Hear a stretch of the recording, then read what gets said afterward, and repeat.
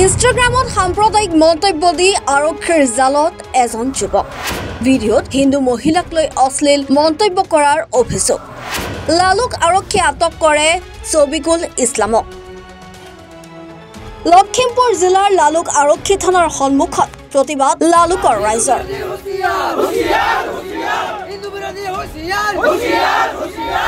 অভিযোগ মতে ইনষ্টাগ্ৰামত হিন্দুক লৈ চৰম সাম্প্ৰদায়িক মন্তব্য কৰিছিল এজন যুৱকে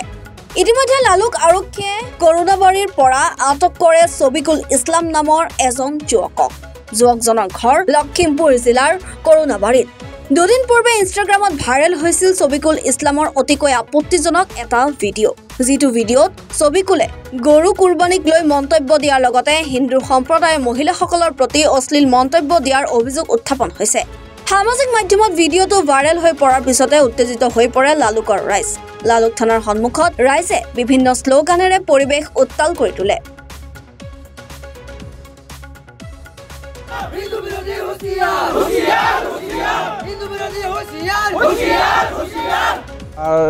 কৰোনাবাৰী ল'ৰা এজন মুছলিম সম্প্ৰদায়ৰ ল'ৰা এজনে মানে ধৰক লাইভ ভিডিঅ' ফেচবুকত বনায়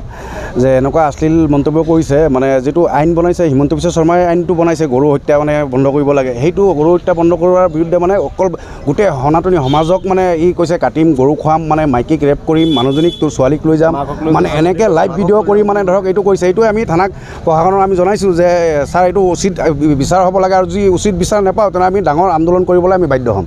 ইমানে মোৰ ক'বলৈ বাকী হ'ল এতিয়া ছাৰৰ লগত কথা পাতিলোঁ ছাৰে এফআইআৰ কৰিলে এতিয়া আমাৰ লালুকবাসী ৰাইজ আহিলে মানে ধৰক আপোনাৰ যে তাক আছামী ধৰিলে আছামী কালি ৰাতিয়ে ধৰিলে 10টা বজাত ছাৰে আনিলে ছাৰে সহায় কৰি আছে আমাক চাওঁ এতিয়া কি হয় মানে তাৰ উচিত শাস্তি হ'ব লাগে যাতে নেক্সট কোনো এজন তেনেকুৱা লাইভ ভিডিঅ' বনাই এনেকুৱা মন্তব্য সমাজ অশান্তি সৃষ্টি কৰিবলৈ মানে সাহস নকৰে আৰু হিন্দু বিৰোধীবিলাক চব হুঁচিয়াৰ হৈ যাব লাগে এতিয়া মানে সেই আগৰ দিন নাই কংগ্ৰেছ চৰকাৰ নাই এতিয়া যে হিন্দু বিৰোধ কৰি থাকিব হিন্দুৱে মানি যাব মানে ধৰক ইমানটোৱে মোক ক'বলৈ থাকিলে বাছ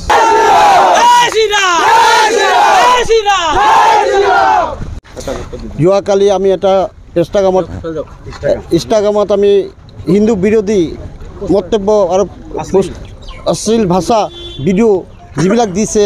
আমাৰ মাৰ ওপৰত হিন্দুৰ মাৰ ওপৰত তেওঁ বৰ বেয়া কথা কৈছে আৰু এনেকুৱা কথাত আমি তেওঁক ধিক্কাৰ দিছোঁ আৰু আমি আজি হিন্দু সমাজৰ পৰা তেওঁক আমি ন্যায় বিচাৰিছোঁ তেওঁৰ লগত এই কোন জড়িত আছে যাবিলাক জড়িত আছে তেওঁলোকক ধৰি আমাৰ শাস্তি প্ৰদান কৰিবলৈ আমি দাবী জনাইছোঁ নাৰায়ণপুৰৰ পৰা জয়ন্ত কুমাৰ হাজৰিকাৰ ৰিপৰ্ট এনি ভাৰত 24